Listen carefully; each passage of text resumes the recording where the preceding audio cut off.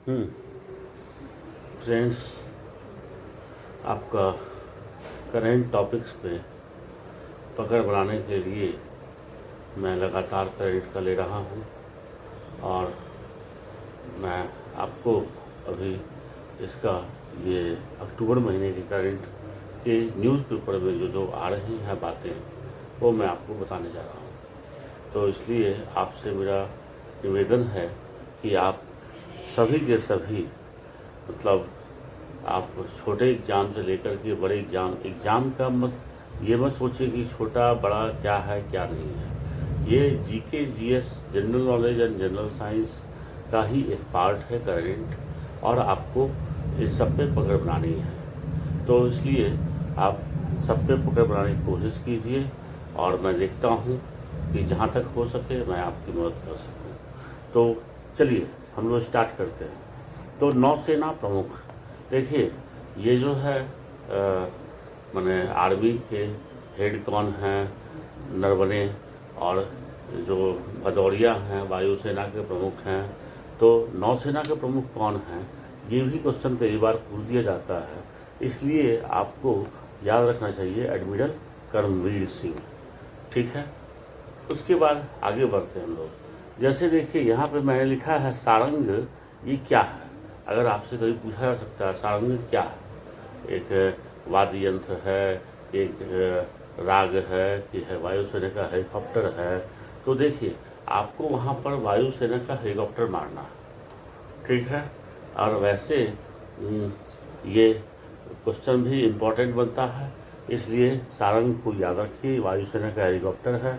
और Surya Kiran aerobatic team है, aerobatic team का नाम सूर्य किरण है। तो ये क्वेश्चन ऑलरेडी पूछ चुका है, इसलिए मुझे लगता है कि ये भी आपको याद रखना चाहिए। अपाचे ये युद्धक हेलीकॉप्टर है, ये तो आप जानते ही होंगे। उसके बाद पैरा जंपर्स दल को आकाश गंगा कहते हैं, ठीक है।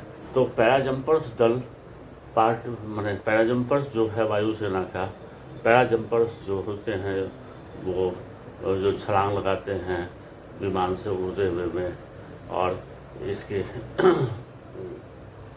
उनको कहा जाता है पैरा जंपर्स दल। वो पैरासूट लिए हुए होते हैं, तो पैरासूट की सहायता से लगाते हैं, इसलिए उनका नाम आकाश गंगा है। उसके अलावा अभी आप जानते हैं हिंडन एयरबेस पे वायुसेना दिवस मनाया गया था। हिंडन एयरबेस कहाँ है? ये है गाज़ियाबाद में। तो उसमें ये सारे जो है करतब दिखाए गए थे, ये सारे विमान वगैरह दिखाए गए थे। उसमें एक तेजस, राफेल और सुखोई 30 की जुगलबंदी थी, उसका नाम ट्रांसफार्मर था, ठीक है। ओके, आगे बढ़ते हैं हम लोग। कोरोना के लिए बहुत सारे चर्चा चल रही है, उस पर बहुत सारे वैक्सीन वगैरह की कोशिश की जा रही है, और इसमें कोरोना वैक्सीन पर स्वदेशी टीका ह्यूगो वैक्सीन का विकास भारत बायोटेक कर रहा है। ओके, तो उसके बाद और आगे बढ़ते हैं।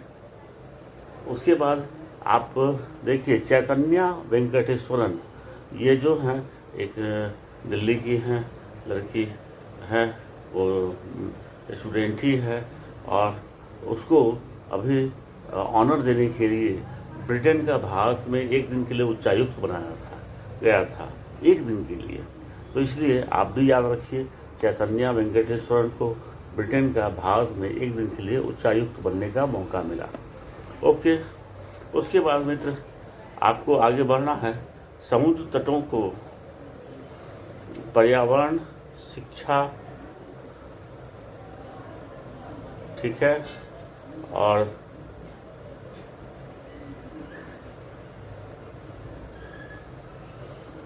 पर्यावरण शिक्षा शिक्षा एवं सूचना, नहाने के लिए पानी की गुणवत्ता और पर्यावरण प्रबंधन, समुद्र तटों का संरक्षण आदि के आधार पर क्या किया जाता है कि इंटरनेशनल लेवल पे एक ब्लू फ्लैग का दर्जा दिया जाता है।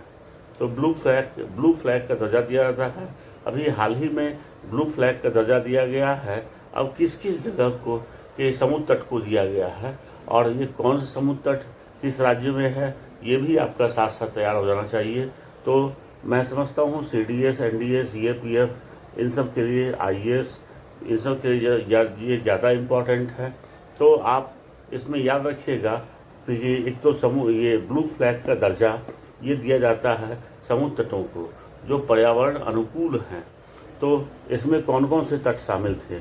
इसमें गुजरात के शिवराजपुर, दीव में गोवा, दमन दीव नाम सुने होंगे, तो दमन दीव में से गोवा तो खैर राज्य है, दमन दीव में से दीव में घोघला, और कर्नाटक में कासरगोड और पदु बद्री, ठीक है। उसके अलावा केरल में कघार, आंध्र प्रदेश में रूसीकोंडा, ओडिशा में गोल्डन और अंडमान निकोबार में राधानगर समुद्र तट शामिल है। तो ये सारा चीज़ जो है आप इसको याद कीजिए और ये एक दिमाग में कोशिश कीजिए कि ये सब समुद्र तट जो है किस किस राज्य में या किस केंद्र शासित प्रदेश में है। तो इससे भी प्रश्न बनते ही हैं। और इसके बाद हम लोग आगे बढ़ते हैं और फिर देखिए नेक्स्ट जो है हम लोग आगे बढ़ते हैं। तो अब और क्या क्या है जो इम्पोर्टेंट है, तो इसमें मैं आता हूँ कि बैडमिंटन में विश्व चैम्पियन है। पैरा बैडमिंटन यानी कि आप समझ ही रहे हैं, पैरा बैडमिंटन होता है जिसमें कि जो फिजिकली चैलेंज होते हैं उन बच्चों के लिए जो प्रतियोगिता होती है, तो उसमें पैरा बैडमिंटन में विश्व चैंपियन है भारत की मानसी जोशी। मानसी जोशी विश्व चैंपियन मैंने वर्ल्ड चैंपियन है किसमें भाई? पैरा बैडमिंटन में। और उनको अभी अमेरिका के प्रतिष्ठित टाइम मैगजीन के कवर पेज पर जगह दी गई है, ठीक है। ओके, उसके अलावा आप आगे बढ़िए। पाकिस्तान के विदेश मंत्री शाह महमूद कुरैशी हैं। देखिए ये भारत के विदेश मंत्री तो आप जानते ही हैं एस जयशंकर, और ये पाकिस्तान के विदेश मंत्री को भी जानना चाहिए। तो भारत है, पाकिस्तान है, चीन है, अमेरिका है और फिर रूस है, इन सब के विदेश मंत्री का नाम आपको याद होना चाहिए। इसलिए मैंने यहाँ पे पाकिस्तान के विदेश मंत्री शाह महमूद कुरैशी का नाम लिखा है। उसके आगे बढ़ते हैं। देश में एयरलाइन सेवा की शुरुआत, पहली एयरलाइन की शुरुआत 15 अक्टूबर 1932 को हुई थी। वो टाटा सन्स लिमिटेड द्वारा शुरू की गई थी, ठीक है। तो ये भी आप याद रखिएगा, टाटा सन्स लिमिटेड द्वारा शुरू की गई थी। उसके बाद हम लोग आगे बढ़ते हैं। मुख्य आर्थिक सलाहकार, चीफ इकोनॉमिक एडवाइज़र, ये कौन है? KV सुब्रमण्यम, ठीक है। इसके अलावा अभी 2018 में इनका निधन हो गया था। माइक्रोसॉफ्ट के संस्थापक थे पॉल एलन। तो ये भी मैं आपको याद करने के लिए कहूँगा कि आप माइक्रोसॉफ्ट के संस्थापक पॉल एलन हैं और सह संस्थापक थे, माने को फाउंडर। उसके अलावा आगे बढ़िए। रूसी अंतरिक्ष एजेंसी का, जैसे कि भारतीय अंतरिक्ष एजेंसी है उसका नाम आप कहते हैं इसरो है, तो उसी तरह से रूस की अंतरिक्ष एजेंसी, अमेरिका की अंतरिक्ष एजेंसी का नाम नासा है, तो उसी तरह रूस की अंतरिक्ष एजेंसी का नाम क्या है? रॉसकॉस्मोस, ठीक है। उसके बाद आगे बढ़ते हैं। बेकनूर अंतरिक्ष प्रक्षेपण केंद्र, ये बहुत इम्पोर्टेंट है। बेकनूर अंतरिक्ष प्रक्षेपण केंद्र, लॉन्च पैड जो है, लॉन्च सेंटर, ये कहाँ है? तो ये आप बोलेंगे कजाकिस्तान में है। उसके बाद आगे बढ़िए। इस साल, इस वर्ष 2020 में आप तो जानते ही हैं कि लॉकडाउन किया गया था ये कोरोना वायरस को लेकर के। तो आखिर में लॉकडाउन की घोषणा किस दिन की गई? जब पूरे देश में लॉकडाउन की घोषणा की गई। तो आप इसके डेट को याद रखिए, 25 मार्च को देशव्यापी लॉकडाउन की घोषणा की गई थी। ओके, उसके अलावा आगे बढ़ते हैं। केंद्रीय गृह सचिव, देखिए गृह सचिव, विदेश सचिव, ये सब इम्पोर्टेंट होता है, तो इसलिए मैंने केंद्रीय गृह सचिव का नाम आपके पास सामने भी लिखा है, अजय कुमार भल्ला हैं, ठीक है। उसके बाद आगे बढ़ते हैं। ये देखिए 25 मार्च को देशव्यापी लॉकडाउन की घोषणा, और ये आप केंद्रीय गृह सचिव अजय कुमार भल्ला। और विश्व बैंक के अनुसार 2020 में ये GDP में गिरावट आएगी, क्योंकि लॉकडाउन के चलते एक इकोनॉमिक एक्टिविटी हमारे देश में बहुत हद तक रुक गई थी।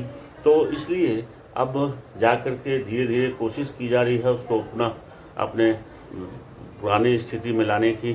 तो वर्ल्ड बैंक ने ये कहा है कि जीडीपी में गिरावट होगी और ये गिरावट 2020 में 9.6% की रहेगी। और अगर ये भारत गिरावट की स्थिति से निकल करके फिर से अपने सामान्य स्थिति में आता है तो 2021 में इकोनॉमिक ग्रोथ 4.5% रह सकती है। तो फ्रेंड्स, ये जो है आपका यहाँ तक तो आप इसको देख लीजिए और उसके बाद फिर मैं आगे अपने नए इसमें मैंने नए पार्ट में और आगे इसको बढ़ाऊँगा। तो तब तक के लिए बाय। तो मैंने आपसे कहा था कि इसको मैं आगे बढ़ाता हूँ। तो देखिए, ये इसमें जो कुछ भी मैं दे रहा हूँ इसमें बहुत सारे माइनर बातें भी है जो इम्पोर्टेंट है और ये आपको जानना चाहिए। बल्कि मैं तो समझता हूँ शायद आप जानते होंगे, लेकिन फिर भी मेरा काम है कि उसको एक बार आपको रिकॉल करा देना और उसके बाद उसको आगे बढ़ाते जाना। तो आइए हम लोग इसमें आगे बढ़ते हैं। फेसबुक के सीईओ हैं मार्क जुकरबर्ग, ठीक है। तो ये बहुत फेमस रहा है। फेसबुक के सीईओ मार्क जुकरबर्ग हैं। ये लगभग मैं समझता हूँ कि मोस्ट ऑफ द बच्चे जानते ही हैं। उसके बाद आगे बढ़िए। देखिए, ये थोड़ा सा टेक्निकल है और इम्पॉर्टेंट है कि देशों के पासपोर्ट के वैश्विक रैंकिंग में, मतलब जो पासपोर्ट हम लोग बनवाते हैं विदेश जाने आने के लिए, तो पासपोर्ट का कितना इम्पोर्टेंस है, तो उस हिसाब से पासपोर्ट इंडेक्स बनता है, ठीक है। तो देशों के पासपोर्ट के वैश्विक रैंकिंग में पासपोर्ट इंडेक्स ब्रैकेट में मैंने लिख दिया है। तो इसके इंडेक्स के हिसाब से विश्व में रैंक तय की जाती है कि देश के पासपोर्ट का कितना वैल्यू है, कितना महत्व है। तो वैश्विक रैंकिंग में मैंने पासपोर्ट इंडेक्स में संयुक्त राष्ट्र माने यूएन, यूनाइटेड नेशन के 193 देशों की सूची में न्यूजीलैंड प्रथम स्थान पर है।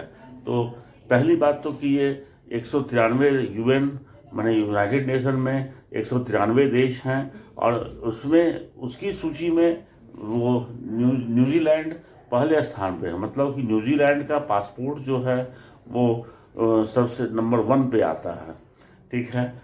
तो वे पासपोर्ट इंडेक्स में न्यूजीलैंड पहले स्थान पे है और वैश्विक रैंकिंग में भी वो फर्स्ट पोजीशन पे है। जबकि तब भारत का स्थान कौन सा होगा, तो जबकि भारत का स्थान 58 है पासपोर्ट की रैंकिंग में, आप कहेंगे भारत का स्थान 58वां है। उसके बाद आगे बढ़ते हैं। ये भी एक बड़ा इम्पॉर्टेंट है और आपको याद रखना पड़ेगा और मैं तो कहूँगा कि बिल्कुल ये भी आने वाला है, क्योंकि मैं अभी कुछ समय से आपको नोबेल पुरस्कार की जो घोषणा हो रही है वन बाय वन उन सब के बारे में चर्चा कर रहा हूँ। तो आज भी मैं नोबेल पुरस्कार के तरफ ले जा रहा हूँ। तो ये आज के जो है वो है इकोनॉमिक्स में किसको मिला। तो देखिए, इकोनॉमिक्स में यानी अर्थशास्त्र में ऑक्शन थ्योरी में पहले तो आप जानिए कि किस लिए मिला। तो ऑक्शन थ्योरी तो आप जानते ही होंगे, यानी कि वो जो आप निविदा कहते हैं, इसमें हम लोग बोली लगाते हैं। तो वो ऑक्शन थ्योरी में सुधार और ऑक्शन करने के नए आविष्कार को लेकर पाल मिलग्रोम तथा रॉबर्ट विल्सन को संयुक्त रूप से 2020 का अर्थशास्त्र का नोबेल पुरस्कार दिया गया है, ठीक है। मैं इस पे अपने जनरल जो मेरा टॉपिक होता है उसमें नोबेल पुरस्कार की चर्चा करूंगा। उसमें बताऊंगा कि पहला भारतीय कौन थे, रविन्द्रनाथ टैगोर, जो कि जिन्हें नोबेल पुरस्कार मिला था गीतांजलि के लिए। तो ये सब बातें मैं, और कौन कौन से भारतीय हैं जिनको नोबेल पुरस्कार मिला, जो भारतीय मूल के विदेशी हैं उनको नोबेल पुरस्कार मिला। तो ये सब मैं आपको एक अलग चैप्टर में मैं उसमें डिटेल से आपको सारी बात बताऊंगा, ठीक है। अभी तो फिलहाल चलिए आगे। CII CII का फुल फॉर्म तो आप जानते ही होंगे कि CII के सर्वे में निवेश के लिहाज से भारत 3 शीर्ष पसंदीदा देशों में है। ठीक है, कन्फेडरेशन ऑफ इंडियन इंडस्ट्री ये है इसका फुल फॉर्म। तो उसमें निवेश के लिहाज से, मैंने इन्वेस्टमेंट के पॉइंट ऑफ व्यू से कहेंगे तो 3 टॉप के कंट्री के देशों में है, और उसमें ये जो है भारत भी है टॉप 3 देश में। उसके आगे बढ़ते हैं। यहाँ पे मेरा रेड लाइन छूट गया है, मुझे देना चाहिए था क्योंकि ये अलग बात है। महाराष्ट्र के राज्यपाल भगत सिंह कोश्यारी हैं और मुख्यमंत्री उद्धव ठाकरे हैं। देखिए, महाराष्ट्र को लेकर के बहुत सारा जो चल रहा है, उसमें ये वहाँ के राज्यपाल कौन है और वहाँ के मुख्यमंत्री कौन हैं, ये क्वेश्चन कोई छोटे मोटे एग्जाम में आ ही सकता है। इसलिए अगर अभी आप भगत सिंह कोश्यारी, श्री भगत सिंह कोश्यारी, ये महाराष्ट्र के राज्यपाल हैं और मुख्यमंत्री उद्धव ठाकरे हैं। ठीक है, आगे बढ़ते हैं। राजमाता विजया राजे सिंधिया की जन्म शताब्दी पर, देखिए राजमाता विजया राजे सिंधिया का जन्म शताब्दी मनाया गया है, और ये आप कहेंगे कि ये 14 अक्टूबर को मनाया गया है। तो राजमाता विजया राजे सिंधिया की जन्म शताब्दी के अवसर पर प्रधानमंत्री मोदी ने 100 रुपये का सिक्का जारी किया। तो ये जो है उनके जन्म शताब्दी के अवसर पर जारी किया गया है, ये विशेष रूप से। अच्छा, उसके बाद आगे बढ़ते हैं हम लोग। सुप्रीम कोर्ट में जजों की नियुक्ति कॉलेजियम की सिफारिश पर होती है। इसको ये भी बड़ा इम्पोर्टेंट है कि कॉलेजियम व्यवस्था, और इसको आपको समझना पड़ेगा कि सुप्रीम कोर्ट में जजों की नियुक्ति कॉलेजियम की सिफारिश पर होती है। अब सुप्रीम कोर्ट में तब टोटल जज कितने होते हैं, तो सुप्रीम कोर्ट में कुल जजों की संख्या 31 है। 30 + 1 यानी 31, एक उसमें 1 जो हैं चीफ जस्टिस ऑफ इंडिया हो गए, तो 30 अन्य न्यायाधीश हैं, other justices, and 1 chief justice CJI। अच्छा, तब ये कॉलेजियम की व्यवस्था शुरुआत कब हुई, तो 1990 में कॉलेजियम व्यवस्था शुरू हुई, जिसमें CJI के अधीन 5 वरिष्ठ जजों का ये कॉलेजियम बनता है। ठीक है, इसमें और यही कॉलेजियम सुप्रीम कोर्ट तथा हाई कोर्ट में जजों की नियुक्ति करता है। तो इस तरह से ये जो है आपका, ये मेरा अब ये एक टॉपिक, एक दिन का ये 2-3 दिन का जो था मेरा, ये ख़त्म हुआ आपका। ये वीडियो भी मेरा समाप्त हुआ भी, और इसके बाद फिर मैं एक नया वीडियो डालूंगा जो नए इसमें अक्टूबर के ही नया ब्रांच के में पार्ट नया होगा, और उसमें फिर मैं आपको करंट की बातें बताऊंगा। ओके, तो फिर ओके, तब मुझे इजाज़त दीजिए, बाय।